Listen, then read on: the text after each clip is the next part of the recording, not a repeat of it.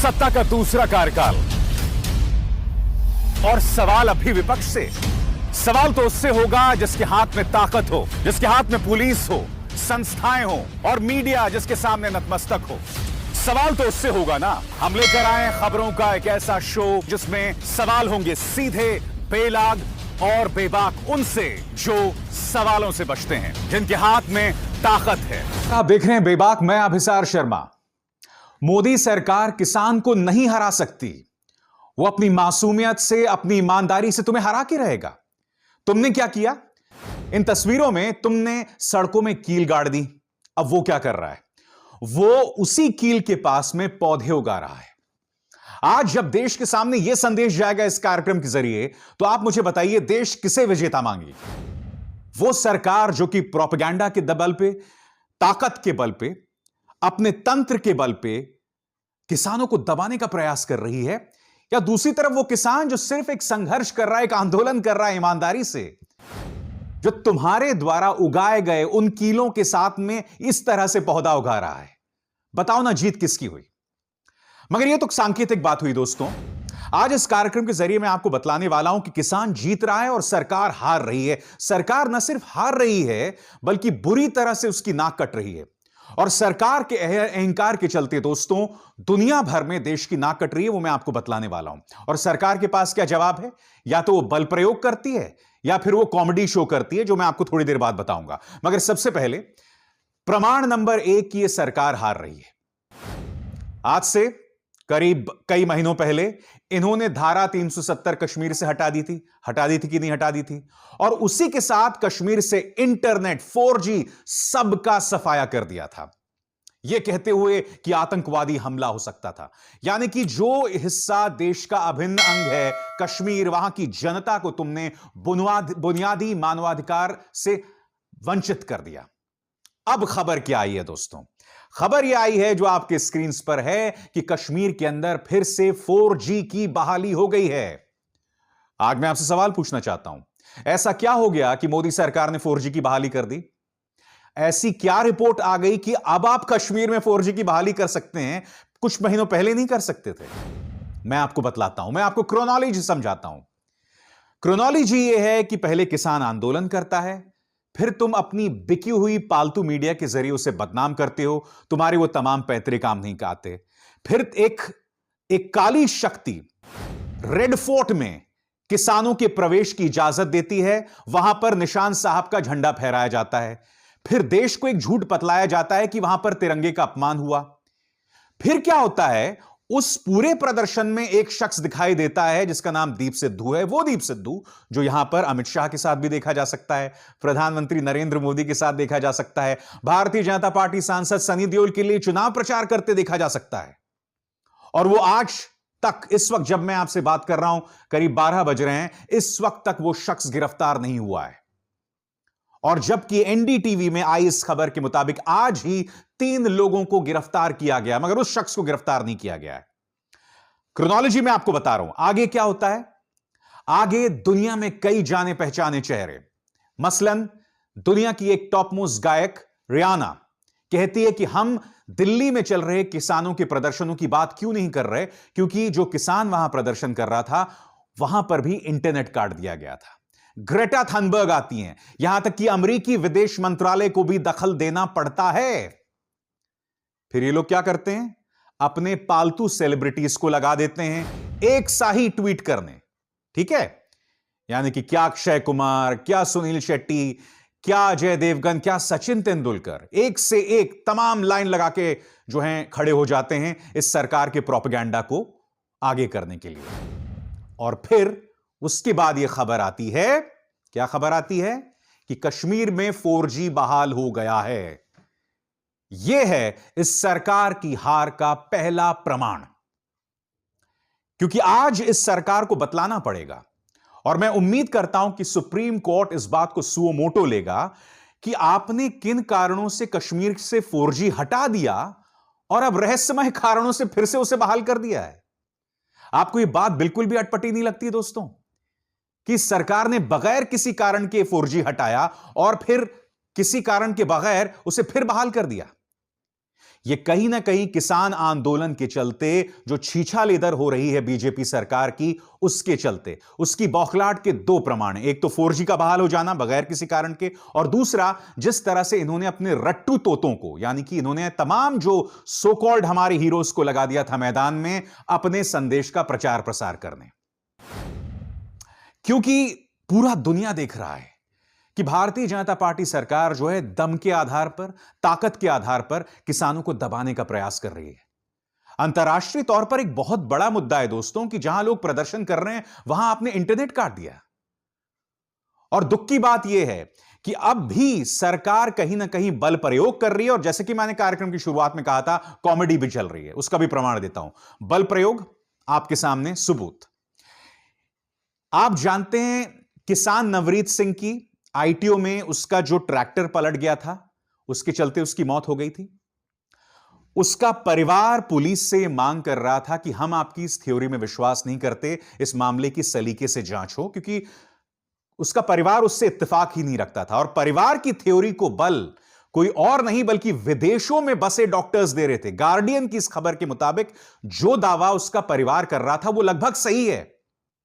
अब उस परिवार के साथ किया गया दोस्तों, जो किया गया है वो कल्पना से भी विचित्र है। इस खबर के मुताबिक नवरीत, जो कि अब जिंदा नहीं है, उनके परिवार के 2 सदस्यों के खिलाफ पुलिस ने केस कर दिया है। क्यों?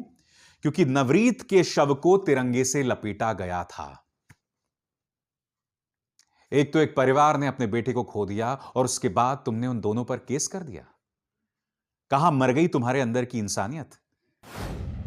हाथरस में भी दोस्तों इसी तरह से रातों रात जिस बिटिया का दुष्कर्म हुआ था और फिर उसकी हत्या हुई थी, रातों रात इस सरकार ने उसका शव जला दिया और उसके अंतिम संस्कार में उसके मां बाप भी नहीं मौजूद थे। और अब तुमने उसी परिवार के खिलाफ केस कर दिया जिन्होंने अपने बेटे को तिरंगे से लिपटा था।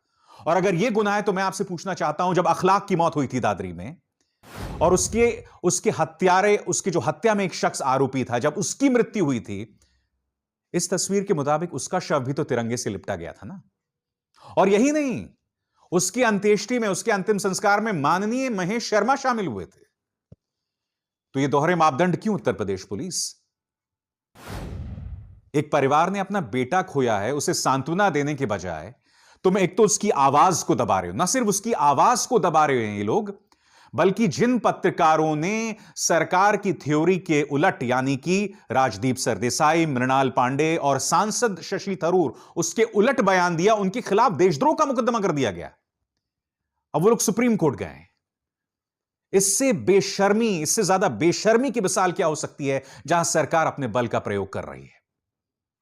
और इससे कहीं ना कहीं दुनिया भर में आपकी नाक कट रही है। और दुनिया ने देखा कि एक तरफ तुमने इंटरनेट काट दिया और फिर तुम किसान पर अत्याचार कर रहे हो। और हां, उस किसान के मरने का सिलसिला थम नहीं रहा है, अब भी उसकी मौत हो रही है। जिम्मेदारी किसकी है बताओ? और दुनिया ये देख रही है, सरकार जानती है, इसलिए उसकी जड़ें हिल रही हैं इस वक्त। वो इसलिए इस मुद्दे को लेकर बहुत ज्यादा असुरक्षित महसूस कर रही है। और दूसरी तरफ जो उससे हालात नहीं संभल रहे हैं, तो उसकी हरकतों के जरिए एक किस्म का कॉमेडी शो सामने आ रहा है। कैसे, मैं आपको बताता हूं। इस सज्जन पर गौर कीजिए, संबित पात्रा, बैठ जाओ, जो भी उसका स्टाइल होता है बोलने का। संबित पात्रा का यह बयान सुनिए। मगर वो बयान सुनने से पहले आप जानते हैं ग्रेटा थनबर्ग की उम्र 18 साल की है और रियाना जिन्होंने ट्वीट किया था, उनकी पैदाइश शायद 1988-89 की है, 1988-1989। अब आप संबित की बात पहले सुनिए, फिर मैं उसकी चर्चा करता हूं। सुनिए। जब 84 के दंगे हुए, इनमें से किसी ने ट्वीट किया, हो सकता है उनका जन्म नहीं हुआ हो, मगर इनके जो इकोसिस्टम के लोग हैं, इनमें से किसी ने ट्वीट किया, किसी ने ट्वीट नहीं किया। जब कश्मीरी पंडितों को निकाला जाता है, मैं नहीं कह रहा हूं कि 3 व्यक्तियों का नाम, मगर ये जो इकोसिस्टम है उनमें से किसी ने कश्मीरी पंडितों के ह्यूमन राइट्स के लिए ट्वीट नहीं किया। और मैं पूछता हूं, दिल्ली पुलिस के जो जवान थे, उनके हाथ कट गए, उनके ऊपर तलवार से आक्रमण हुआ, उनको कूदना पड़ा खाई के अंदर, किसी ने इनमें से तथाकथित ह्यूमन राइट एक्टिविस्ट है, किसी ने ट्वीट किया कि ये ह्यूमन राइट वायलेशन है? किसी ने ट्वीट नहीं किया। और आज राहुल एंड रिहाना ट्वीटिंग। यानी कि संबित के मुताबिक रियाना को 1984 में उन्होंने क्यों नहीं ट्वीट किया था, या कश्मीरी पंडितों का जो हाल है उस पर क्यों नहीं ट्वीट किया? दोस्तों, संबित पात्रा की इस समझदारी से जो लोग इंस्पायर्ड हैं, जो लोग इसके अंदर की मूर्खता को नहीं देखते हैं ना, इस बयान की मूर्खता को, मुझे उनकी तरस आता है अकल पे। 1984 में ना ग्रेटा थनबर्ग पैदा हुई थी, ना रियाना पैदा हुई थी, नंबर एक। नंबर दो, ट्विटर भी कब आया वजूद में? 2006 2007। यह आदमी खुलेआम प्रेस कॉन्फ्रेंस में ऐसी बातें कर रहा है और वहां बैठे किसी पत्रकार ने उसे बतलाने का प्रयास नहीं किया कि माननीय शिशुपाल जी, संबित पात्रा जी, कृपया अपने द्वारा की गई नासमझी पर गौर कीजिए। इसलिए मैं कह रहा हूं दोस्तों, कॉमेडी शो चल रहा है और यही दुनिया देख रही है। और इन्होंने कश्मीरी पंडितों की बात की। मैं आपसे पूछना चाहता हूं, 7 साल से आप सत्ता में हैं, आपने क्या किया कश्मीरी पंडितों के लिए? कश्मीरी पंडित आज भी संघर्ष कर रहा है, आज भी वो अपना मुद्दा उठा रहा है। क्या वो वापस लौट पाया है कश्मीर? क्या वो श्रीनगर वापस लौट पाया? तुमने क्या किया बताओ? तुमने धारा 370 हटाकर और वहां पे हालात खराब कर दिए। धारा 370 हटाना था तो पहले संवाद करना था ना कश्मीरियों के साथ, मगर तुमने और वहां हालात खराब कर दिए। और कश्मीरियों को तुमने, कश्मीरी पंडितों को तुमने सिर्फ वोट के लिए इस्तेमाल किया है। उनकी हालत अब भी बद से बदतर है और यह खबर उसकी तस्दीक कर रही है जो आपकी स्क्रीन पर है इस वक्त। तो कृपया संबित पात्रा इस तरह का कॉमेडी शो ना करें। और कॉमेडी शो और क्या है जो दुनिया देख रही है वो मैं आपको बताता हूं। आप देखिए, अक्षय कुमार और साइना नेहवाल, इन दोनों के ट्वीट्स सेम टू सेम। दुनिया यह देख रही है कि हमारे हीरोज की क्या हालत है। ये हमारे हीरोज हैं, हमारे आइडल्स हैं, हमारे आदर्श हैं। ये लोग सरकार के रट्टू तोते बने हुए हैं। आप देख रहे हैं, हूबहू एक सी बातें कर रहे हैं दोनों, क्योंकि इनको फरमान आ गया होगा, जल्दी ट्वीट करो, ये लिखा गया है, तुरंत ट्वीट करो। और एक और कॉमेडी दिखाता हूं मैं आपको इस सरकार की। सुनील शेट्टी ने ट्वीट किया, आपके स्क्रीन पर है, और इस ट्वीट में इन्होंने एक इंसान का जिक्र किया जिसका नाम है हितेश जैन। हितेश जैन कौन है? हितेश जैन बीजेपी मुंबई का एक नेता है। यानी कि जिसने कहा होगा कि अन्ना ट्वीट करो, इन सज्जन ने उसका नाम भी डाल दिया उसमें, जिससे पता चलता है कि ये जो हमारे तमाम सेलिब्रिटीज जिन्होंने ट्वीट किया, इनकी गर्दन, इनकी कॉलर कोई और नहीं बल्कि बीजेपी नेता पकड़ रहे थे। सुनील शेट्टी ने उस बात का पर्दाफाश कर दिया। भारतीय जनता पार्टी सरकार न सिर्फ किसानों पर दमन करके मानवाधिकार का हनन कर रही है, देश को बदनाम कर रही है, बल्कि हमारे हीरोज, चाहे वो सचिन तेंदुलकर हो, चाहे वो सुनील शेट्टी हो, अक्षय कुमार हो, अजय देवगन हो, सबकी इज्जत की ऐसी की तैसी कर रही है जो आज तक कभी नहीं हुआ। आज सचिन तेंदुलकर पर लोग सवाल कर रहे हैं। सचिन तेंदुलकर मेरे हीरो हैं, मेरे बचपन के हीरो हैं भाई। आज लोग उन पर उंगली उठा रहे हैं। क्यों? इस सरकार की वजह से। क्योंकि इस सरकार के सामने ये तमाम लोग इस तरह से नतमस्तक हो गए, इस तरह से इन्होंने घुटने टेक दिए। आज बेबाक में मैं आपको लगातार बता रहा हूं कि मैं आपसे क्यों कह रहा हूं ये सरकार हार गई है दोस्तों, या क्यों कह रहा हूं ये सरकार हार रही है। इसका एक और प्रमाण मैं आपको देता हूं। आप जानते हैं, कुछ दिनों पहले इस सरकार ने पेशकश किया था किसानों से। क्या पेशकश की थी? कि हम 18 महीनों तक इन 3 कृषि कानूनों को रोक कर रखते हैं और उसके बाद में उसकी चर्चा होगी। निजी तौर पर मेरा यह मानना था कि किसानों को वो मान लेना चाहिए था, क्योंकि उसमें कहीं ना कहीं सरकार ने उसे हमेशा के लिए ठंडे बस्ते में डाल दिया था। मैं आपको बतलाना चाहता हूं क्यों। क्योंकि 18 महीने बाद क्या होता? क्या आपको लगता है मोदी सरकार में हिम्मत होती उन कृषि कानूनों को लागू करने की? बिल्कुल नहीं होती। 18 महीने बाद आम चुनावों में सिर्फ 18 से 20 महीने बचते। आपको क्या लगता है मोदी सरकार 18 महीनों बाद फिर से वो कृषि कानून लागू करती? नहीं, क्योंकि यह सरकार सिर्फ वोट के मायनों में सोचती है। यह सरकार सिर्फ यह सोचती है कि भैया मैं चुनाव कैसे जीतूं। इसके दिमाग में सिर्फ वोट चलता है। गवर्नेंस तो गई 12 के भाव में। सरकार कैसे चलाना है वो जाए भाड़ में, मगर वोट कैसे हासिल करना इस सरकार की एकमात्र प्राथमिकता है। इसलिए 18 महीने बाद ये लोग नहीं लागू करते किसान के 3 कानूनों को। और यही नहीं, 18 महीने बाद क्या होता कि मध्य प्रदेश, छत्तीसगढ़ और एक तरह से कहा जा सकता है राजस्थान में कुछ ही महीने बचते चुनाव के, विधानसभा चुनाव के, तो आपको क्या लगता है 18 महीने बाद ये लोग लागू करते? नहीं करते। इसलिए मैं मान रहा हूं दोस्तों कि ये सरकार जो है हार रही है, और इसके जरिए सरकार का एक और झूठ सामने आता है। क्या झूठ? ये सरकार लगातार हमसे क्या कह रही है कि गिने चुने 2 राज्य हैं, एक ही राज्य है और इसी राज्य के किसान जो है प्रदर्शन कर रहे हैं, जो कि अपने आप में बहुत बड़ा झूठ है, क्योंकि इस आंदोलन में न सिर्फ पंजाब है, हरियाणा है और पश्चिमी उत्तर प्रदेश भी है, जहां के किसान बहुत मजबूती रखते हैं। तो सरकार तो पहली बात यही झूठ कह रही है। और अगर इस सरकार को लगता है कि अधिकतर किसान इस किसान बिल के पक्ष में हैं, तो फिर आप 18 महीनों के लिए क्यों उसे मुलतवी कर रहे हैं? क्योंकि अगर एक बार इन्होंने ठंडे बस्ते में डाल दिया तो मान के चलिए दोस्तों, 2024 तक ये कानून फिर से लागू नहीं होने वाले हैं। यह है इनके हार का पहला प्रमाण। अब आगे इस बात पर गौर कीजिए, सरकार क्यों हार रही है किसानों के सामने, उसका एक और प्रमाण। दोस्तों, हो क्या गया है कि 303 सीटें मिलने के बाद इस कदर भारतीय जनता पार्टी में अहंकार आ गया है कि वो सब हो गया जो पिछले 20-30 सालों में नहीं हुआ। अकाली दल और शिवसेना, ये 2 पार्टियां भारतीय जनता पार्टी के साथ अरसे से हैं। यानी कि इन पार्टियों ने उनका साथ उस वक्त भी नहीं छोड़ा जब इनके बहुत बदतर हालात थे। आज क्या हालात है? शिवसेना और बीजेपी जानी दुश्मन है, जबकि वैचारिक तौर पर बहुत ज्यादा दोनों में समान फर्क नहीं है। अकाली दल क्योंकि अटल जी और प्रकाश सिंह बादल के रिश्ते तो 2 घनिष्ठ दोस्तों के थे, अब अकाली दल भी उसकी दुश्मन हो गई है। यह क्यों हो रहा है दोस्तों? अहंकार के चलते। भारतीय जनता पार्टी को यह बात भी महसूस हो रही है कि वो अलग थलग पड़ती जा रही है, और मुद्दा वहां नहीं रुकता है। इन्होंने क्या किया है, किसानों को बदनाम करने के चलते, अब किसान का कोई धर्म तो होता नहीं है, किसानों में हिंदू, मुस्लिम, सिख, ईसाई सब होते हैं, हिंदू, मुस्लिम, सिख तो होते ही हैं। अब सोच रहे थे ये लोग कि भाई सिखों को बदनाम करेंगे, मगर उसके घेरे में जाट, गुजर और ये तमाम लोग भी आ रहे हैं। यानी कि पश्चिमी उत्तर प्रदेश की एक बहुत बड़ी आबादी भारतीय जनता पार्टी के खिलाफ होने लगी है।